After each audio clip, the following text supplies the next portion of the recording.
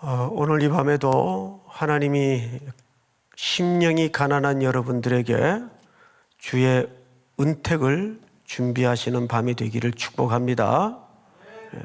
저희 집은 다 준비됐어요. 할렐루야.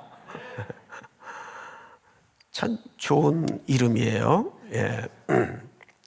이 은택이라는 말이 토부라는 말로도 히브리 말에서 사용하곤 하는데, 오늘 시편을 제가 10절까지 준비하면서 35절까지를 한 서너 차례 쭉 읽어봤는데, 마치 무슨 느낌이 드냐 하면 이상의 날개라는 글 있죠? 그 글 읽는 느낌이에요. 저는 그 글을 아주 어릴 때도 읽었었고 간간히 짬짬이 여러 차례 읽었던 기억이 나는데, 육악 안에서 벌어지는 간단한 이야기인데, 그 이상이라는 분이 글을 무슨 암호 쓰듯이 여러 가지 기호를 사용해서 많은 묵상과 사고를 축약해서 한 문장 한 문장을 써놨기 때문에 아무리 읽어도 그게 무슨 뜻인지 잘 모르겠어요. 그 사람은 하루 종일 자요. 그래서 집단으로 사는 한 33가구가 모여 사는 마을인가요? 육악이죠, 육악. 그 사람들하고는 얼굴을 거의 안 마주치면서 사는데, 슬픈 논조에 자기 심정을 아내와의 관련을 지어서 그 글에다가 담담히 써내려가는데, 여러 차례 읽어도 정확한 완벽한 이해를 하고 읽었던 적이 기억에 별로 없었던 것 같아요. 그런데 오늘 시편 68편에도 보면 왜 그런 느낌을 지울 수가 없냐 하면, 주제가 너무 많아요. 이 얘기했다 저 얘기했다 그러고. 그래서 오늘 좀 범위를 좁게 잡아서 10절까지만 좀 말씀을 보도록 하겠습니다. 역시 이 시도 다윗이 쓴 시라고 봐지는 거죠. 그리고 언제 인도자를 따라 부르는 노래, 이걸로 봐서 회중 예배 때 사용했던 시편이라고 봐집니다. 자, 그런데 하나님이 일어나시니 이렇게 시작을 하죠. 여러분, 하나님을 구약에서는 또 다른 말로 뭐라고도 부르죠. 야훼. 또 다른 말이 있어요. 여호와, 야훼.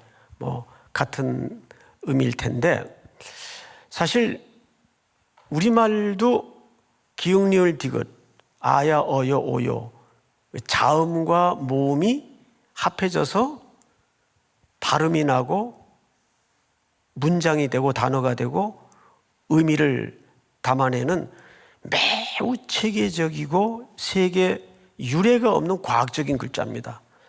저는 우리나라 말을 저는 모국어니까 쓰지만, 글자를 쓰면서도 어떻게 이런 글자를 만들어냈을까?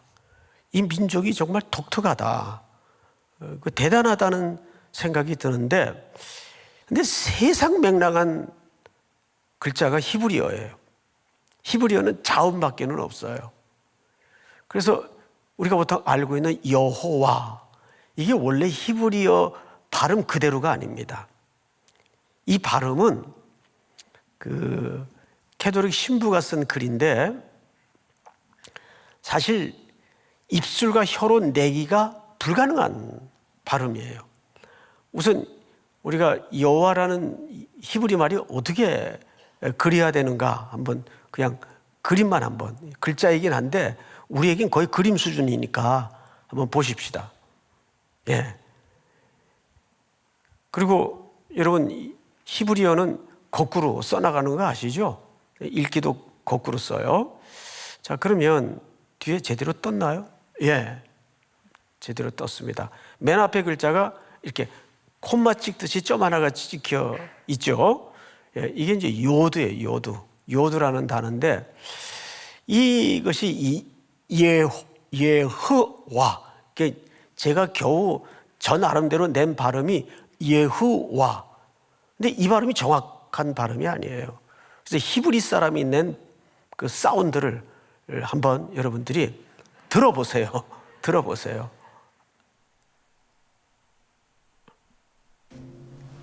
유드헤바브헤. 따라서 할 수 있겠어요?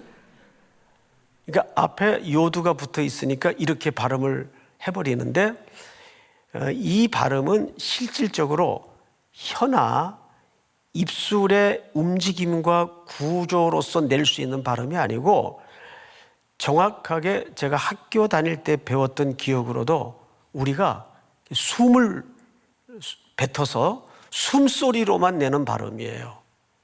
신기하죠? 예흐와.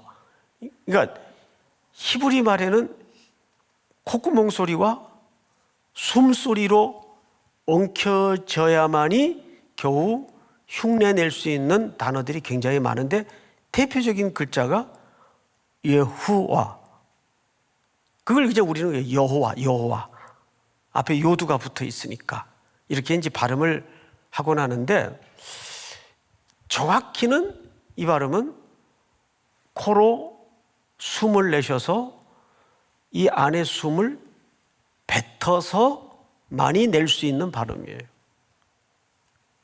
이 얘기를 왜 앞에 장황히 하냐 하면 사람은 모태에서부터 태어날 때 숨을 쉬죠.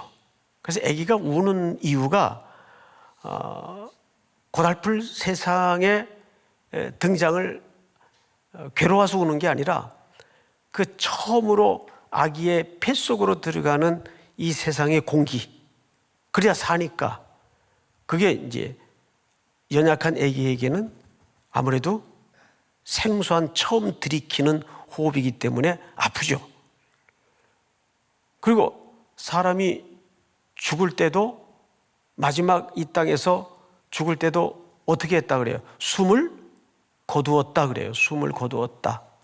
우리는 그런 거 보면 믿든 믿지 않든 인간이라는 존재는 여호와의 입김으로 생명이 부여되고 진흙을 만드신 후에 그 코에 뭘 집어넣으셨어요?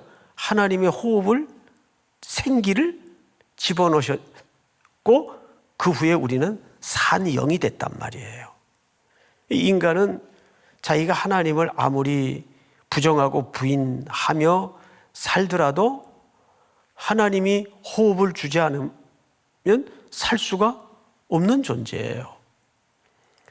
근데 오늘 시편 68편 1절에 보니까 하나님이 일어나시니 그랬어요. 근데 이 단어는, 이 문장은 굉장히 중요한 문장인데 일어나다라는 말은 신약에서도 좀 들었던 기억이 안 나십니까 혹시? 예수님께서 소녀를 향해서 달리다 쿰 그랬어요. 기억나시죠? 달리다 쿰. 이 말은 무슨 뜻인가 하면 일어나시오 명령형이에요. 일어나라. 그러니까 여기서 하나님이 일어나시니라는 말은 하나님이여 일어나소서, 이거는 언제 쓰는 이스라엘의 전통적인 예배 문장인가 하면 법궤가 어떤 목적을 가지고 행진할 때, 그러면 이스라엘 백성들에게 이 통념은 두 가지입니다. 첫째는 법궤는 언제 등장을 하냐 하면 전쟁 때입니다. 여러분 사무엘상 4장에 보면 이스라엘이 패하자 이스라엘의 장로들이 전쟁으로 뭘 옮겼죠? 법궤를 옮겼어요. 법궤. 그때 그 이스라엘 지도자들이 전쟁터 한복판에 법궤를 옮긴 것은 사실상 하나님을 신뢰한 까닭으로 법궤를 옮긴 것이 아니라 그냥 법궤 자체가 그들에게는 이미 부적이 되어버렸어요. 그냥 괴짝이 되어버린 거예요. 저희를 가르쳐 주셨던 김이보 그 구약 이스라엘사라는 책을 쓴 분이 있는데 그 대목을 주의하시면서 그런 표현을 했어요. 사무엘상 4장에 나타난 전쟁에 등장한 법궤는 더 이상 법궤가 아니라 괴짝이었다. 그러니까 아무리 법궤라도 하나님이 임재하지 않는 법궤는 괴짝이죠. 그 십자가도 마찬가지예요. 십자가가 강조돼야 되고 중요하지만 거기에 하나님의 임재와 예수 그리스도의 현현이 등장하지 않는 십자가는 액세서리요, 부적에 불과할 수 있단 말이에요. 근데 보통 이스라엘 사람들이 하나님이여 일어나소서 할 때는 법궤가 행진할 때 쓰는 표현입니다. 근데 법궤는 두 경우에만 등장을 해요. 전쟁 때, 또 하나는 예배 때, 제사 때 법궤는 행진을 합니다.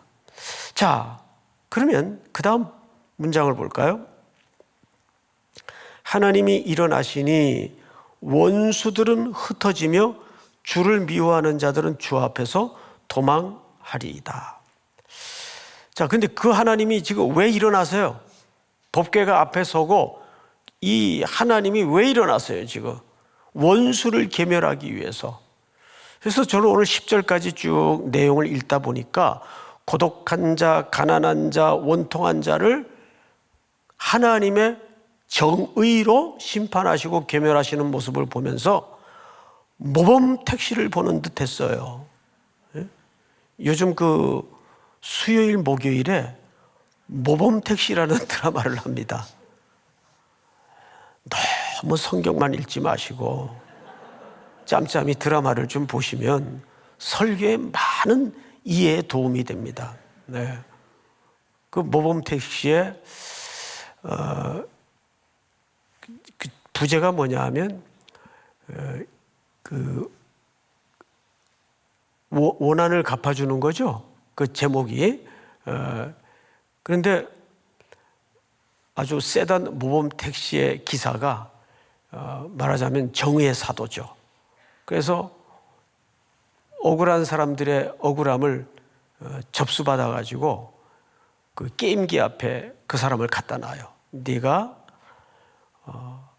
원수를 갚아주기를 원하면 왼쪽에 버튼을 누르고 원치 않으면 오른쪽에 버튼을 눌러라.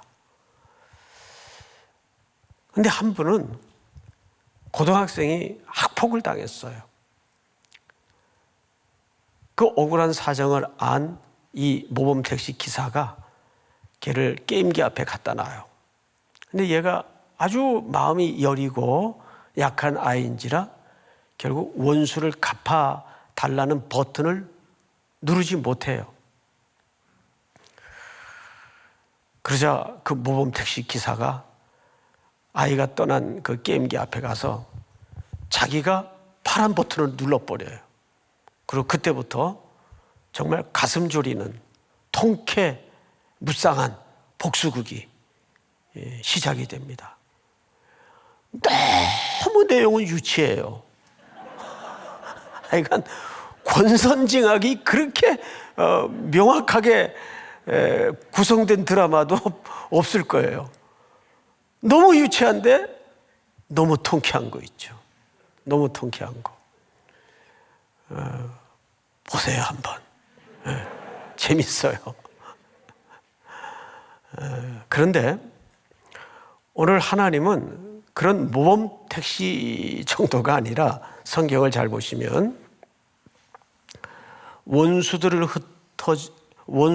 흩어지며 주를 미워하는 자들은 주 앞에서 도망하리이다. 여기서 주를 미워하는 자들, 저는 이것이 가장 중요한 문장이라고 봐집니다. 왜냐하면 하나님은 누구 편을 드는 사람이 아니에요. 근본적으로 하나님은 누구 편을 드는 사람이 아니라 하나님은 자기 편에 소속된 자를 향해서 무조건적이지, 하나님이 알아서 얘는 더 착했으니까 얘 편을 두고, 우리 기준하고는, 우리 인식하고는 좀 달라요. 그 인생의 12가지 법칙이라는 책이 있습니다. 그 유명한 책이죠. 잘 모르시나요? 그 책을 이제 12가지 법칙을 읽어보면 여러분 너무 끔찍한 참 비수 같은 이야기가 담아져 있는데, 진짜 악당은 그냥 한두 놈 죽인대요. 진짜 악당은. 그런데 진실하고 진심을 가진 자는 수만 명도 죽인다는 거예요.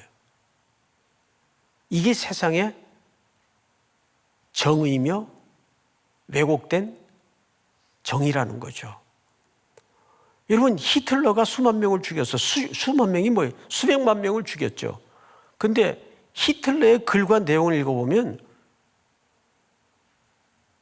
게르만 민족에 대해서 진심이었고 전심을 다했어요. 그래서 인간의 진심이라는 게 얼마나 위험한지 몰라요. 하나님을 떠나서는 다 위험해요. 이 땅의 정의라는 것도 고작 사람끼리 합의된 도출이지, 하나님의 진리적 측면에서 정의냐 하는 것은 다른 문제예요. 우리 기독교인들이 이 시선을 놓쳐버리면 잘못될 수가 있어요. 그래서 특별히 착하고 진심을 가진 자가 잘못된 기초 위에 인생이 쌓아질 때는 괴물이 되고 위험해져요. 진심이 중요한 게 아니에요. 감정선이 중요한 게, 그 사람 진심이에요? 진실해요? 그런데 기초가 잘못되면 수만 명도 죽인단 말이에요. 괴물이 된단 말이에요.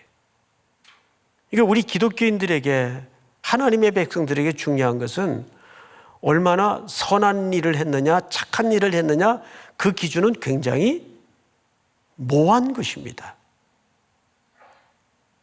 내가 하나님 편에 귀속된 존재인가의 기초가 중요한 거예요. 믿습니까? 오늘도 보면 하나님은 자기에게 속한 백성들에게 얼마나 무조건적인 것인가를 잘 설명하고 있어요. 자, 성경을 보십시다. 하나님이 일어나시니 원수들은 흩어지며 주를 미워하는 자들, 그러니까 하나님을 거역하는 자들이지 나쁜 짓을 한 자들이 아닙니다. 하나님을 거역한 자들이 주로 나쁜 짓을 한다는 거지, 나쁜 짓이 하나의 증상일 뿐이지 그게 기준은 아니란 말이에요. 자, 2절을 한번 같이 읽어볼까요? 시작. 연기가 불려가듯이 그들을 몰아내소서. 불 앞에서 밀이 녹음같이 악인이 하나님 앞에서 망하게 하소서. 네, 우리의 이성 속에, 우리의 뇌 속에 악인과 의인의 기준은 얼마나 비도덕적이냐 도덕적이냐로 구분지어서는 안 됩니다. 하나님께 속해 있는가, 하나님께 속해 있지 않는가가 중요한 기초여야 합니다. 믿습니까? 네. 이것은 어떤 진리와도 양보할 수 없는 가치예요.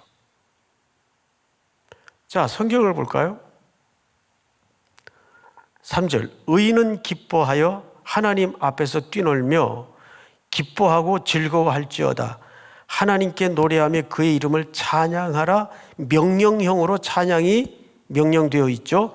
하늘을 타고 광야에 행하시던 이를 위하여 대로를 수축하라. 그의 이름은 여호와시니 그의 앞에서 뛰놀지어다.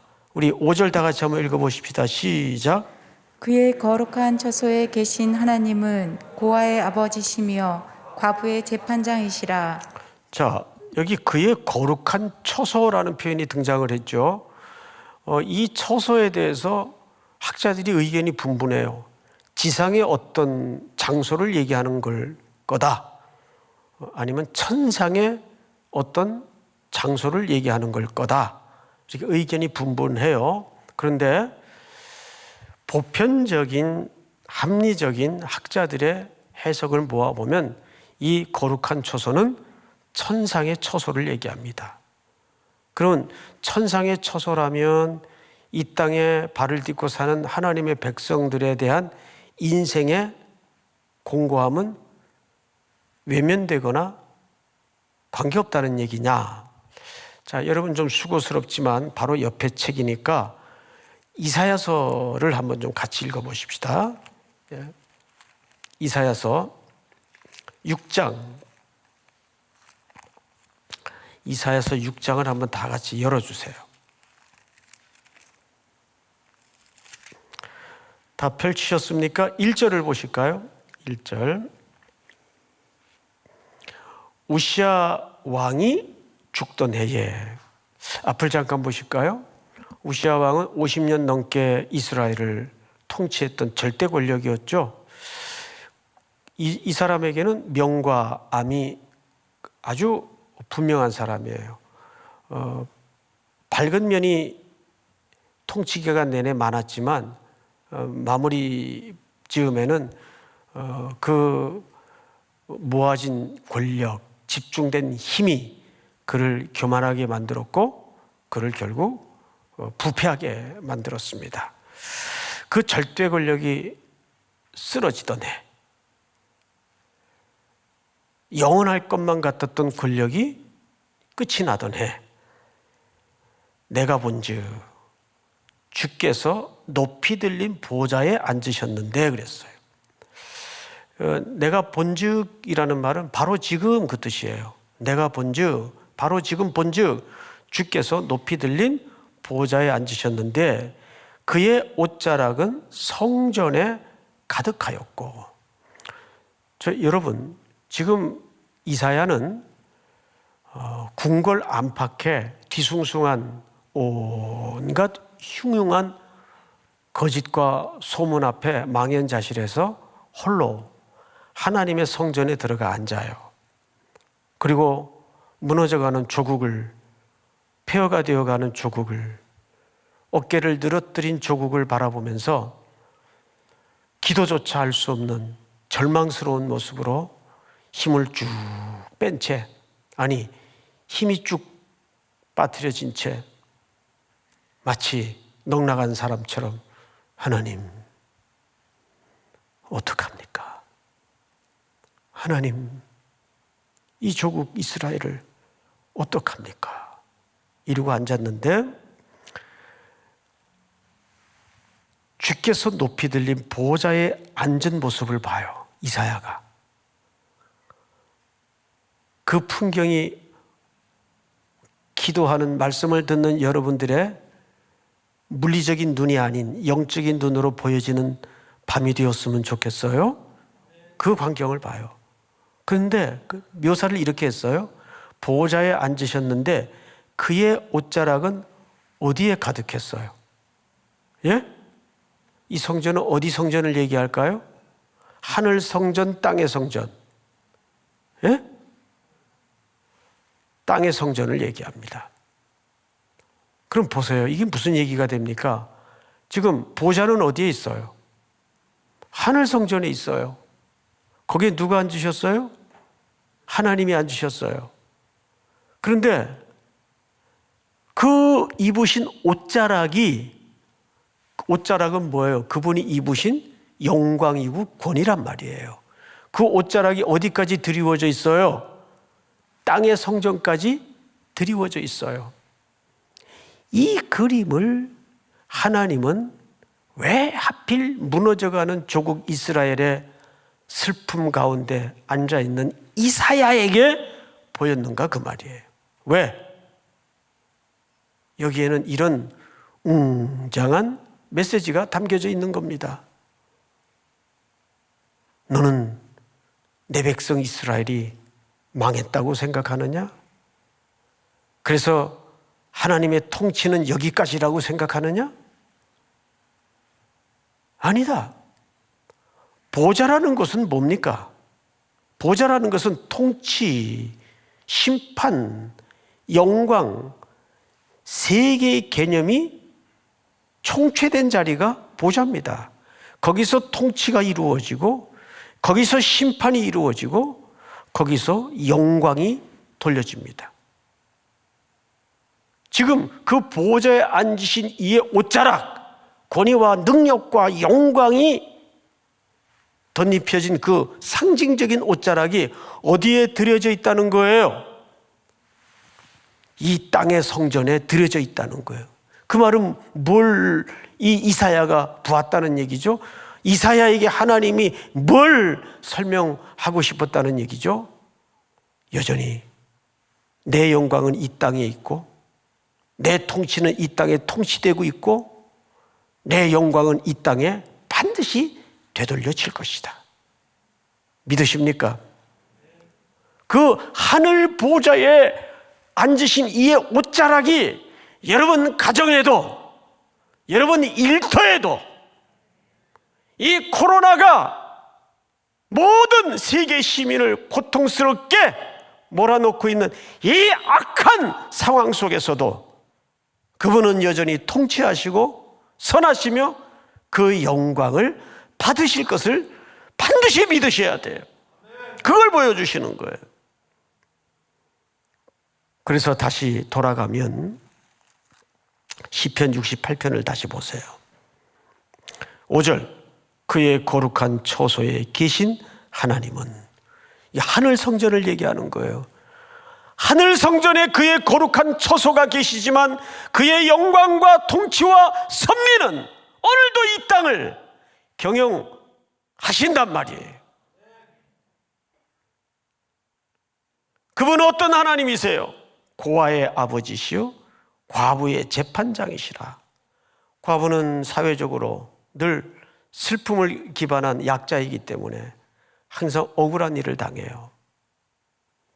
성경에도 보면 예수님 시대에 과부의 이야기가 많이 등장을 하죠.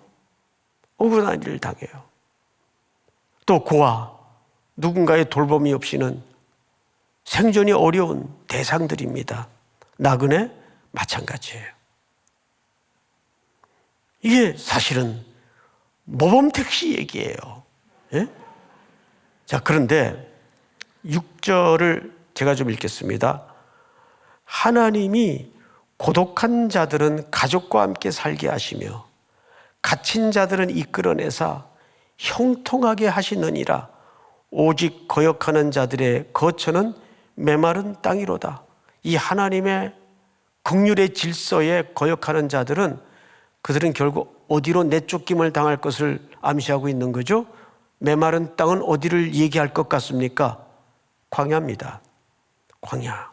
거의 메마른 땅이에요. 간조하고 불뱀이 있고 풀 한 폭이 나지 않고 씨 한 줌 뿌릴 수 없는 곳, 어떤 결실도 기대할 수 없는 것, 그쪽으로 내쫓김을 당한단 말이에요. 이 하나님의 긍휼의 질서를 거역하는 자들에게, 하나님의 관심은 항상 이런 약한 자들에게 기울어져 계셔서 거기서 하나님이 드러내고 싶은 메시지가 뭐냐 하면 하나예요. 너희가 그 자리에 있었다, 그 말이에요. 하나님의 긍휼 안에 들어와 하나님의 백성이 된 너희가 원래는 그 자리에 있었다. 이걸 우리가 잊고 살아서는 안 돼요. 그래서 여러분, 결론으로 은택이란 뭔지 아십니까? 저희 집 아들 이름이 아니에요. 은택이라는 것은 정확하게 이런 개념이에요. 하나님이 그런 관심이 기울어져 있고 자비와 긍휼을 통해서 돌봐야 될 자들에게 하나님의 자비가 흘러가게 하는 것이 은택이에요. 믿습니까? 그게 은택을 입은 자의 삶이에요. 여러분들이 정말 하나님의 은택을 입은 자라면 하나님의 눈물과 하나님의 관심과 하나님의 정의, 이 세상의 정의는 평균하는 것이고 권선징악이 이 땅의 정의라면 하나님의 정의의 속성은 달라요. 하나님의 정의는 가장 잘 설명되어진 장소가 있죠. 어디라고 보십니까? 십자가. 십자가는 하나님의 정의예요. 대신 죽으시고 억울함을 뒤집어 쓰시고, 그래서 우리에게 뭘 주셨어요? 생명. 그게 하나님의 정의예요.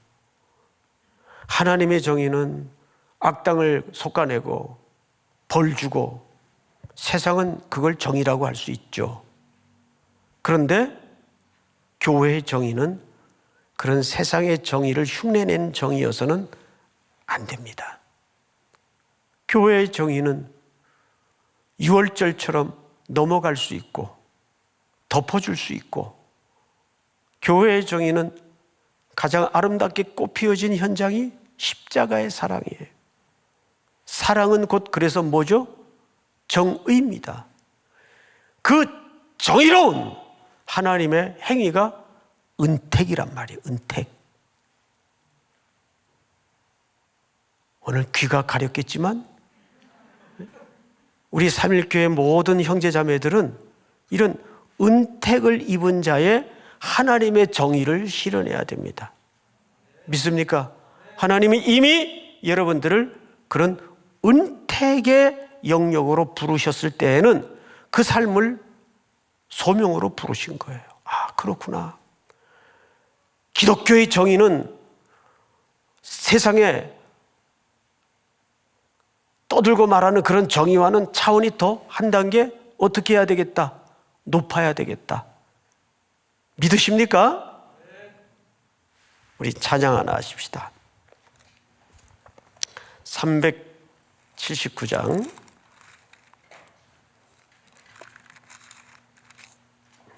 내 갈 길 멀고 밤은 깊은데 빛 되신 주, 저 본향집을 향해 가는 길 비추소서. 1절 3절만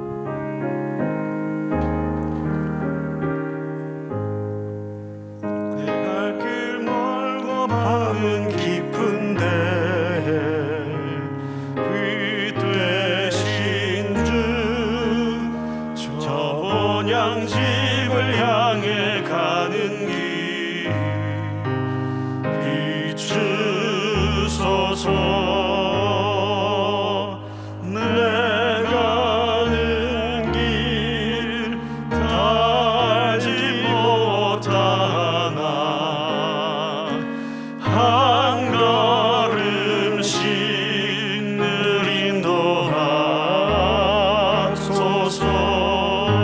이전에 나를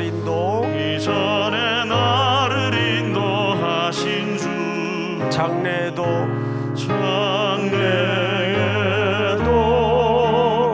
내 앞에 험산 줄령 만날 때에 도우소서. 밤 지나고 저 밝은 아침에 기쁨으로 내 주를 만나니. 우리 다 같이 한번 눈을 감으십시다. 이 세상 끝날까지, 기쁨으로 주를 만날 때까지